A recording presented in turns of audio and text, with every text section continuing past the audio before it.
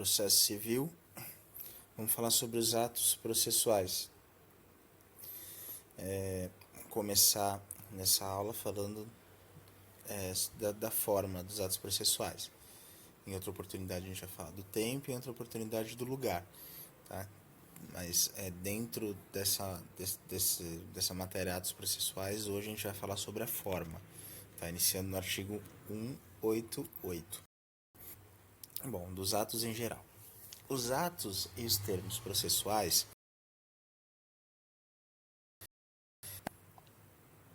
então, essa é a regra. Atos e termos processuais independem de forma determinada, salvo quando a lei expressamente a exigir, considerando-se válidos os que, realizados de outro modo, lhe preencham a finalidade essencial. Tá? Então, eles independem de forma, exceto quando a lei expressamente exigir. Tá? E os que forem realizados de outro modo, mas preencheram a finalidade essencial, são considerados válidos. Tá? Artigo 89. Os atos processuais são públicos. Regra, atos processuais são públicos. Todavia, aí vem a exceção. Tramitam em segredo de justiça os processos. 4 hipóteses aqui. Primeira hipótese, de segredo de justiça, em que exija o interesse público ou social. Segundo, que versem sobre casamento, separação de corpo, divórcio, separação, união estável, filiação, alimentos e guarda de criança e adolescentes. São as chamadas ações de Estado. Né? Terceiro, em que constem dados protegidos pelo direito constitucional à intimidade. Quarto, que versem sobre arbitragem, inclusive sobre cumprimento de carta arbitral, desde que a confidencialidade estipulada na arbitragem seja comprovada perante o juízo. Então, os atos processuais, como regra, eles são públicos, tá? Porém, eles vão tramitar em segredo de justiça aqueles que o interesse público ou social exigir, tá? Aqueles que versarem sobre direitos sobre casamento, separação de corpos, esse tipo de direitos que envolve família, etc. Tá? São os direitos de Estado. 3. Que possa violar a intimidade, né? Que constem dados protegidos pelo direito constitucional à intimidade. 4. Que versem... essa intimidade pode até ser considerados nudes, etc. Né? Que muitas vezes acabam vazando, né? 4. Que versem sobre arbitragem, inclusive sobre cumprimento de carta arbitral, tá? Carta arbitral, desde que a confidencialidade estipulada na arbitragem seja comprovada ante juízo, tá bom? Parágrafo 1º. O direito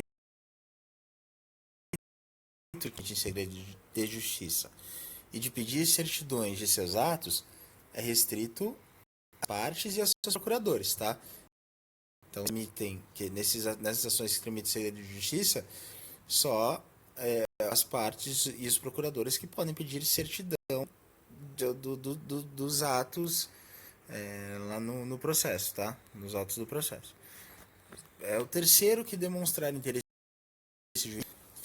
pode requerer ao juiz certidão do dispositivo da sentença, bem como de inventário e de partilha, resultantes de divórcio ou separação. Então, está tramitando segredo de justiça, mas um terceiro que não é parte demonstrou o interesse jurídico. Aí ele pode requerer. Versando o processo sobre a composição, é lícito às partes plenamente capazes de estipular mudanças no procedimento para ajustá-los às especificidades, os ônus, poderes, faculdades e deveres processuais, antes ou durante o processo. Tá bom? Então, nesse caso, vai estar versando, o processo vai estar versando sobre direitos que admitam autocomposição. Aí as partes podem estipular mudanças no procedimento. Tá? Parágrafo único. De ofício ou a requerimento, tá? Tanto de ofício quanto a requerimento, o juiz controlará a validade das convenções previstas nesse artigo, recusando-lhes a aplicação somente nos casos de nulidade ou de inserção abusiva ou em que alguma parte se encontra em manifesta situação de vulnerabilidade. Tá? Então o juiz vai ficar controlando lá a validade dessas convenções, desses acordos. De comum acordo, o juiz e as partes podem fixar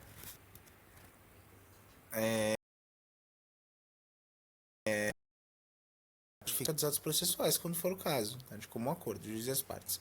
O calendário vincula as partes e o juiz, e os prazos neles previstos somente serão modificados em casos excepcionais, devidamente justificados. Parte de ato processual ou a realização de audiência, cujas datas tiverem sido designadas no calendário. Já está designada a data, então a citação é dispensada, né? Intimação, no caso, a intimação para a prática desse ato, porque já está no calendário, né? Em todos os atos e termos do processo, é obrigatório o uso da língua portuguesa, vernáculo, né? Agora não fala vernáculo. Esse código atual, que entrou em vigor em 2015, mas entrou em vigor em 2016, já fala numa língua portuguesa. Parágrafo único.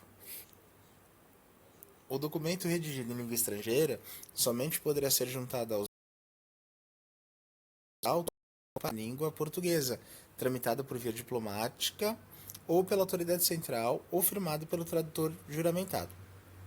Ele não pode ser juntado, documento escrito em língua estrangeira não pode ser juntado aos autos, tá? Tem que ser traduzido. Tá? Ele pode, aliás, desculpa, ele pode ser juntado aos autos, porém deve ter traduzida, tá, para a língua portuguesa. E aí vai ser tramitado por via diplomática ou pela autoridade central, ou pelo tradutor juramentado. Tá? Da prática eletrônica de atos processuais. Então, novidade, né?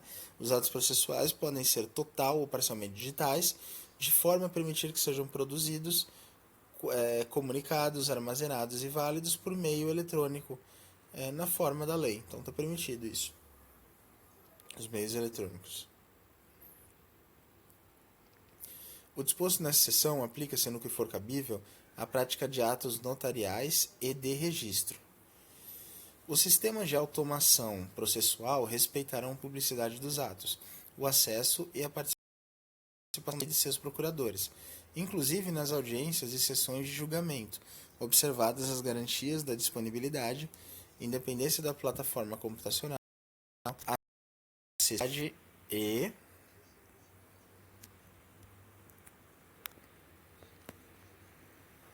e interoperabilidade dos sistemas, serviços, dados e informações que o Poder Judiciário administre no exercício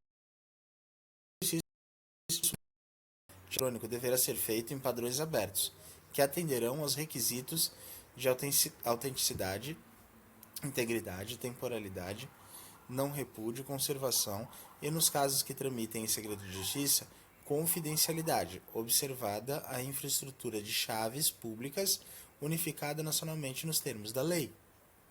Artigo 96. Compete ao Conselho Nacional diretamente aos tribunais a prática e a comunicação oficial de atos processuais por meio eletrônico e velar pela compatibilidade dos sistemas, disciplinando a incorporação progressiva de novos avanços tecnológicos e editando, para esse fim, os atos que forem necessários, fundamentais desse código. Então, compete ao Conselho Nacional de Justiça e, supletivamente, aos tribunais, regular essa prática, tá? E a comunicação oficial de atos processuais por meio eletrônico. Artigo 197. Os tribunais divulgarão as informações constantes em página própria na rede de divulgação da cidade.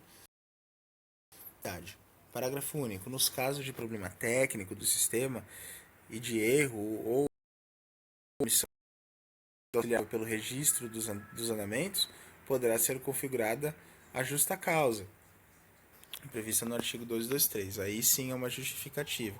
Teve um problema técnico do sistema, tá? Ou de erro, ou uma omissão do auxiliar da justiça. Tá?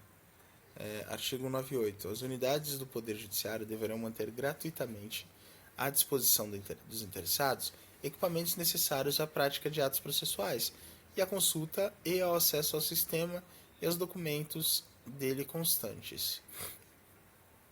Será admitido para local onde não estiverem disponibilizados os equipamentos previstos no caput. As unidades do Poder Judiciário assegurarão às pessoas com deficiência acessibilidade aos seus serviços na rede mundial de computadores, com o meio eletrônico de prática de atos judiciais, a comunicação eletrônica dos atos processuais e a assinatura eletrônica. Então,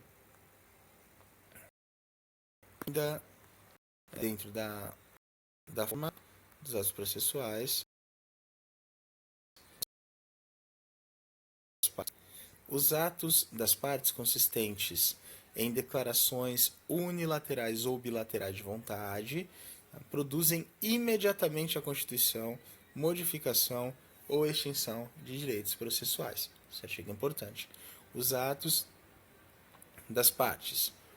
Tá? Esses atos são consistentes em declarações unilaterais ou bilaterais de vontade. E, imediatamente, a constituição, modificação ou extinção de direitos processuais. A desistência da ação só produzirá efeitos após a homologação judicial. Então não é a petição que não produz efeito logo após a petição que está alegando lá que ele desistiu da ação, que o autor desistiu da ação. Não.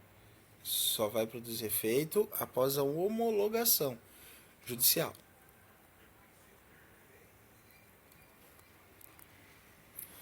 As poderão exigir recibo de petições, papéis e documentos que entregarem em cartório. É vedado lançar nos autos cotas marginais ou interlineares, as quais o juiz mandará riscar, impondo a quem as escrever multa correspondente à metade do salário mínimo. Então, não pode lançar nos autos cotas marginais ou interlineares, tá? Não pode ter nada escrito no meio lá das linhas ou nas margens, né?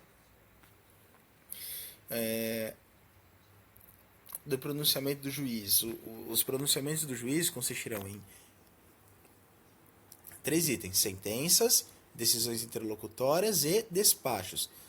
Então, os pronunciamentos do juiz são sentenças, decisões interlocutórias e despachos. Ressalvadas as disposições expressas dos procedimentos especiais, então, regra sentença é o pronunciamento por meio do qual o juiz, com fundamento nos artigos 485 e 487, põe fim à fase cognitiva do procedimento comum, bem como extingue a execução, tá? Então é quando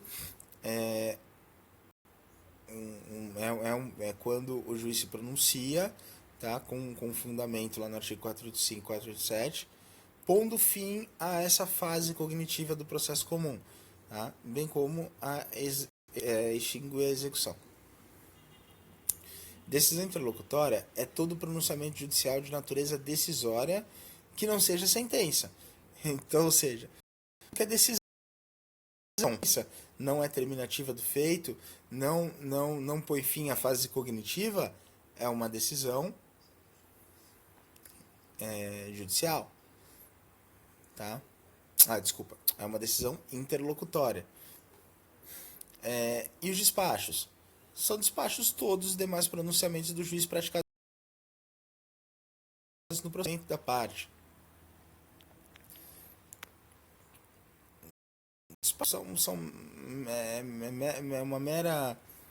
São meros atos do juiz que não tem nenhum que de decisão.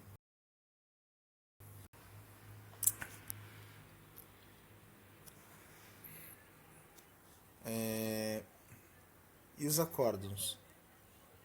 Desculpa, tem um antes, o parágrafo 4º. Os atos meramente originatórios independe de despacho, não é necessário ter despacho para atos meramente originatórios, comuns, corriqueiros, ser praticados de ofício pelo servidor e revistos pelo juiz quando necessário, tá? Então o servidor não precisa de um despacho ridículo dizendo que ele tem que juntar um processo ou fazer vista obrigatória ou coisas corriqueiras. Tá? Corriqueiras não precisa de despacho. Acórdão é o julgamento colegiado proferido pelos tribunais. Então, acórdão é uma decisão, só que é julgamento colegiado. Decisão não do órgão monocrático, do juiz singular, sim colegiado, um órgão colegiado, um tribunal, tá? Acórdão. Os despachos, as decisões e as sentenças e os acórdãos serão redigidos, datados e assinados pelo juiz, tá?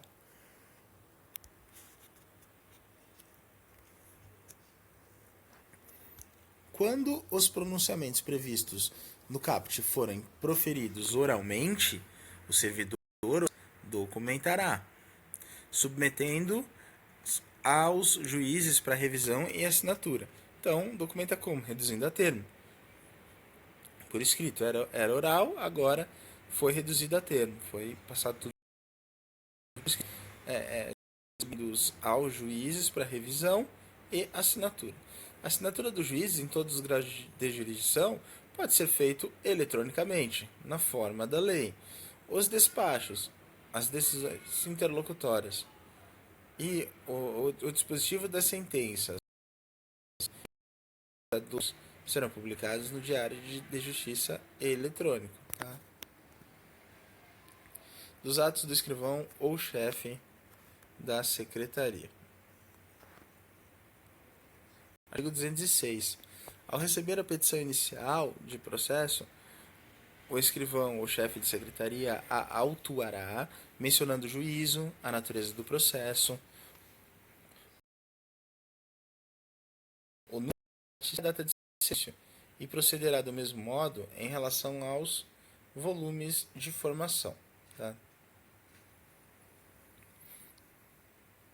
Então, recebendo a petição inicial, o escrivão ou chefe de secretaria vai atuar fazendo tudo isso aí, mencionando o juiz, natureza do processo, etc. O escrivão ou chefe da secretaria numerará e rubricará as folhas dos autos. Então, o escrivão vai numerar tudo e vai rubricar todas as folhas dos autos, tá? A parte, ao procurador, ao membro do Ministério Público, ao defensor público e aos auxiliares da Justiça, é facultado rubricar as folhas correspondentes a atos em que intervierem. É facultado, não é obrigatório, tá? Tem que ter a assinatura do juiz, na maioria das coisas. Tá? Agora, do, da parte do membro do Ministério Público e do defensor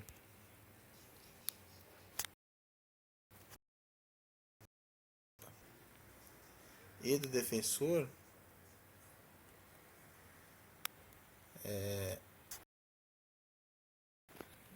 dos auxiliares da justiça é apenas facultado rubricar, tá? Se é obrigatório, tá errado. Os termos juntada, vista, conclusão e outros semelhantes constarão de notas datadas e rubricadas da secretaria. Os termos juntadas, vistas, conclusão, vai concluir o juiz, e outros constarão de notas datadas e rubricadas. Vai estar tudo escrito lá, que foi no dia tal, foi juntado tal documento, vai ter que rubricar o juiz no dia tal, foi dado vista, e etc. Entendeu? Artigo 209. Os atos e os termos do processo serão assinados pelas pessoas que neles intervierem. Todavia, quando essas não puderem ou não quiserem, a secretaria será a ocorrência. Parágrafo 1º. Quando se tratar de processo total ou parcialmente documentado em autos eletrônicos, devem ser produzidos e armazenados de modo integralmente digital, em arquivo eletrônico inviolável, na forma da lei, mediante registro em termo, que será assinado digitalmente pelo juiz e pelo escrivão ou chefe de secretaria, bem como pelos advogados das partes. Na hipótese do parágrafo, na transcrição deverão ser suscitadas oralmente no momento de realização do ato, sob pena de preclusão, devendo o juiz decidir de plano e ordenar o registro nos termos da decisão.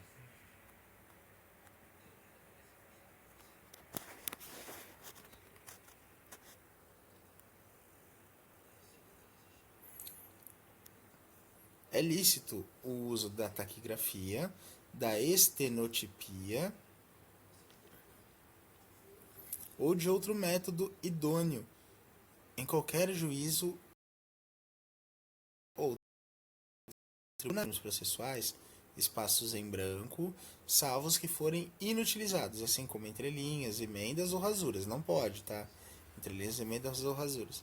Exceto quando expressamente reservados. Aí é outra história. Sai fora da regra, tá?